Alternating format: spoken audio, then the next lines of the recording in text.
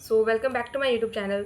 इस वीडियो में बात करेंगे कि आपको आईएससी इंग्लिश लिटरेचर में कैसे आंसर्स प्रिपेयर करके रखने चाहिए, कैसे क्वेश्चन है जिसमें आपको ज़्यादा एम्फेसिस देना चाहिए। सिर्फ टेक्स्ट पढ़ने से या पोएम्स या सीन्स पढ़ने से नहीं होता है, आपको उसके बियॉन्ड भी बहुत सारे ऐसे क्वेश्चन हैं जिस पर ध्यान देना पड़ेगा। Let's start this video. Coming to the first point, आप कोई भी चैप्टर पढ़ रहे हो, कोई भी पोएम पढ़ रहे हो, उसका जो टाइटल होता है उसको आपको जस्टिफाई करने आना चाहिए। क्योंकि ऐसे क्वेश्चंस आते हैं कि कोई भी चैप्टर कोई भी पोएम है, उसके टाइटल को जस्टिफाई करिए और साथ ही साथ आपको उनके अल्टरनेटिव टाइटल और उसको जस्टिफाई करना भी आना चाहिए। जैसे कोई भी पोएम है लाइक द टेलीफोन कन्वर्सेशन, तो उसका अल्टरनेटिव टाइटल क्या हो सकता है, और साथ ही साथ में उसको जस्टिफाई भी करना आना चाहिए आपको। And one more thing is कि आप जब भी आंसर्स लिखिए तो उसकी क्रोनोलॉजी में लिखिए। लाइक जो चीज़ें पहले हुई उसे पहले लिखिए, जो चीज़ें बाद में हुई उन्हें बाद में लिखिए। ऐसा मत करिए कि आप आंसर लिख रहे हो तो जो चीज़ बाद में उसे पहले लिख रहे हो, जो चीज़ पहले हुई उसे बाद में लिख रहे हो। Right the answer in the chronology. And एक और चीज़ जो यहाँ पे इंपॉर्टेंट है कि आप जो भी पोएम पढ़ रहे हो, जो भी चैप्टर पढ़ रहे हो, उसमें जो पोएट है वो क्या कन्वे करना चाह रहा है, वो क्या मैसेज देना चाह रहा है सोसाइटी को एंड स्टूडेंट्स को, वो भी आपको आना चाहिए। Coming to the second point, that is themes. आप कोई भी चैप्टर पोएम या कोई भी सीन भी क्यों ना पढ़ रहे हो मैकबेथ में, आपको पता होना चाहिए कि वो क्या उसका मेन थीम है, वो क्या थीम को हाईलाइट कर रहा है। जैसे कि फॉर एग्जाम्पल इफ आई से द मेडिसिन बैग, उसमें क्या थीम हो सकता है? The harmony and respect of family and heritage, importance of culture, respect of tradition, death and transition and और भी थीम हो सकते हैं। वैसे ही हर एक चैप्टर पोएम के थीम को आप पहले से प्रिपेयर करके रखिए। उसमें कुछ टेक्स्ट की लाइन्स को ऐड करिए, कुछ अपने आप से लाइन्स को ऐड करिए। तो ऐसे करके आप थीम्स में क्वेश्चंस आते हैं। Coming to the third point, आप कोई भी पोएम पढ़ रहे हो, कोई भी स्टोरी पढ़ रहे हो, उसमें जितनी भी लाइन्स है किसी को भी इग्नोर मत करिए कि आपको समझ में नहीं आ रही है तो छोड़ दे रहे हैं, या कोई पैराग्राफ आपको समझ में नहीं आ रहा आप छोड़ दे रहे हैं। Do not do that. क्योंकि हो क्या सकता है कि एग्जाम में वो आपको कोई भी लाइन्स को उठा के दे सकते हैं, कोई भी पोएम्स की लाइन्स को उठा के दे सकते हैं, बोल सकते हैं इसको एक्सप्लेन करो या ये लाइन्स क्या सिम्बलाइज कर रही हैं।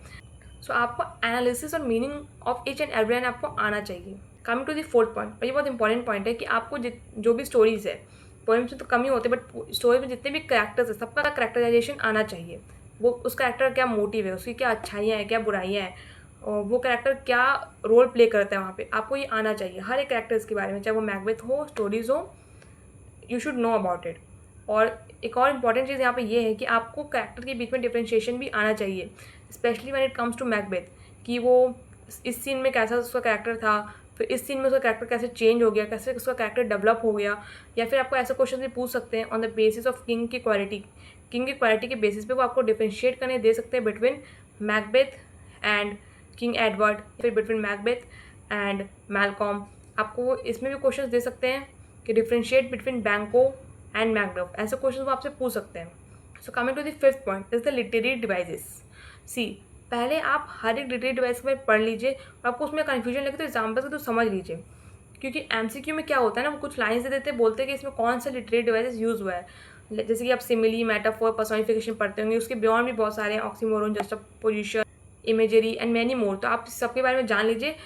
इसके बेस पे शॉर्ट लॉन्ग क्वेश्चन भी बन सकते हैं on the base of imagery. अगर बात करें जैसे कि फॉर एग्जांपल तिथुनस में बहुत सारे लिटरेरी डिवाइस यूज़ हुए हैं। जब आप तिथुनस के नोट्स बना रहे हैं तो तिथुनस के उस पोएम में जितने भी लिटरेरी डिवाइस यूज़ हुए हैं उसको भी वहाँ इंक्लूड कर दीजिए फॉर योर कन्वीनियंस। तो लास्ट डे में क्या होगा ना, आपको इतना ढूंढना नहीं पड़ेगा अच्छा इसमें ये है वो, या फिर आप जब पढ़ तब उसको अंडरलाइन कर दीजिए। Coming to the six point, that is quotes and keywords. See, अगर आप जब भी कोई टेक्स्ट पढ़ रहे हैं, जब भी कोई पोएम पढ़ रहे हैं, आपको पता है कि हाँ ये वाली line I have to include this as a quote in my answer. आप करिए क्या, जब आप पढ़े तभी उसको अंडरलाइन कर दीजिए। And one more thing that I will suggest you from my own experience, कि जब भी आपको सोचते हैं कि ये वाली कोट जो है I have to use in my answer, आप क्या करिए कि उसको एक बार लिख के भी प्रैक्टिस कर लीजिए, या फिर अपने नोट्स में भी उसको लिख लीजिए। जितने भी कोट्स आप लिखने वाले एग्जाम में, जिन चैप्टर्स के, उन्हें आप एक बार अपने नोट्स में भी लिख लीजिए। इससे होगा क्या कि अगर एग्जाम में भूलने के चांसेस आपके कम हो जाएंगे, बिकॉज आप पढ़ तो लेंगे बट हो सकता है लिखते वक्त आपको उतना याद ना हो, क्योंकि आपको कोट में एग्जैक्ट टू एग्जैक्ट वही बातें लिखनी होती है जो कि उस लाइन में एग्जैक्टली लिखी गई है, चाहे वो स्टोरी हो, पोएम की कोई लाइन हो, या फिर शेक्सपियन लैंग्वेज हो। इसलिए आप लिख के प्रैक्टिस करेंगे तो ज़्यादा अच्छा होगा। Coming to this seventh point, और ये जो पॉइंट है ये आपको डायरेक्टली स्टोरी या पोएम्स पढ़ने से नहीं पता चलेगा, ये आपको थोड़ा बियॉन्ड टेक्स्ट से समझना पड़ेगा। जैसे कि आपसे सोशल और पॉलिटिकल बैकग्राउंड में भी क्वेश्चन पूछ सकते हैं, and I will explain you this with example. जैसे कि अगर बात करते हैं पोएम टेलीफोन कन्वर्सेशन की, तो उसमें वो बोल सकते हैं आपको कि कैसे इस पोएम में रेसिज्म को हाईलाइट किया गया, इसके बारे में लिखिए। जब आप लिखने जाएंगे तो टेक्स्ट में कहीं भी रेसिज्म का जिक्र नहीं किया गया, बट फिर भी वैसे क्वेश्चन पूछ रहे हैं आपसे, तो आपको टेक्स्ट से भी लाइन्स को इंक्लूड करना पड़ेगा, बाहर से भी लाइन्स को इंक्लूड करना पड़ेगा, फिर आपको आंसर फ्रेम करना होगा। Like the same they can ask you from the chapter the medicine bag, जैसे कि the role of peer pressure in Martin. फिर वुमेन की पोजीशन में भी क्वेश्चन आ सकता है, बिकॉज जो मेडिसिन बैग है वो उन्होंने मार्टिन को दिया, मार्टिन की मदर को नहीं दिया। ठीक है, फिर और भी क्वेश्चन पूछ सकते हैं कि the importance of culture tradition, और वैसे ही role of nature in our life, या फिर द डिवास्टेशन ऑफ टेक्नोलॉजी, ये ज़्यादा ओवर यूज़ करने से टेक्नोलॉजी को क्या प्रॉब्लम्स हो सकती हैं, क्या हाईलाइट किया जा रहा है स्टोरी में, ऐसे क्वेश्चन भी वो पूछ सकते हैं। थोड़ा सा इसके बारे में भी आइडिया आपको होना चाहिए। Coming to the 8th point, कि आप जब भी आंसर लिख रहे हैं try to maintain the originality there. आप अपने ओरिजिनल आंसर्स लिखिए एंड जितना हो सकता है high order thinking questions practice करिए, बिकॉज इससे आपकी जो लिखने कैपेबिलिटी है, आंसर फ्रेम करने की कैपेबिलिटी है, वो उतनी ज़्यादा ही बढ़ती जाएगी और आपको उतनी ज़्यादा ही ईजीनेस होगा लिखने में, उतनी प्रॉब्लम नहीं आएगी लिखने में। And one more thing is कि जब भी आप क्वेश्चंस लिख रहे हैं एग्जाम में, अगर short question answer type questions लिख रहे हैं तो 100 to 150 वर्ड्स, और लॉन्ग क्वेश्चंस लिख रहे हैं तो 200 to 250 वर्ड्स, उसको उतने में ही लिखने की कोशिश करिए। क्योंकि ज़्यादा लंबे questions the board itself says कि ज़्यादा लंबे क्वेश्चन मत लिखिए, अब वर्ड लिमिट के अंदर ही उसको लिखिए। और अगर आपको लगता है कि कोई क्वेश्चन ऐसा है जिसको आपको लिखना 1 पेज के अंदर ही है, बट स्टिल आपको उसका आंसर 2 पेज से ज़्यादा में आपको उसका आंसर आता है जो आप 2 पेज तक भी लिख सकते हो, तो फिर यहाँ पे आपका काम बनता है कि आप कैसे उसको 1 पेज में इंक्लूड करो with the all important codes, relevant information. आपका काम है कि उसको आप फ्रेम कैसे करें। अगर आपको ऐसा नहीं कि आपको पेज के लिए आप लिख सकते हो तब 2 पेज लिख दो खुशी खुशी में, नहीं। अगर वो क्वेश्चन 1 पेज का ही है तो 1 पेज में ही उसको कंप्लीट करना है। And at last I will say कि आप प्रैक्टिस कर सकते हैं स्पेसिमेन पेपर, 3 साल के स्पेसिमेन पेपर आपके पास होंगे, 2025, 2026 and this year 2027।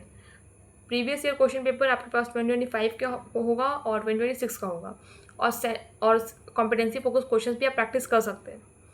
And please try to manage your time में कंप्लीट करने की कोशिश करिए। अगर आपको पता है आप अभी अपने हाफ ईयरली एग्जाम्स देंगे, आपको पता चल ही जाएगा कि आप कितने टाइम फ्रेम में कंप्लीट कर पा रहे हैं क्वेश्चंस।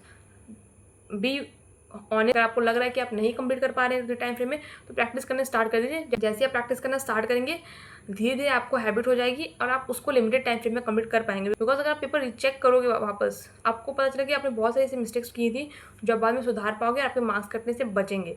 सो इस वीडियो में इतना ही। Let's meet in the next video.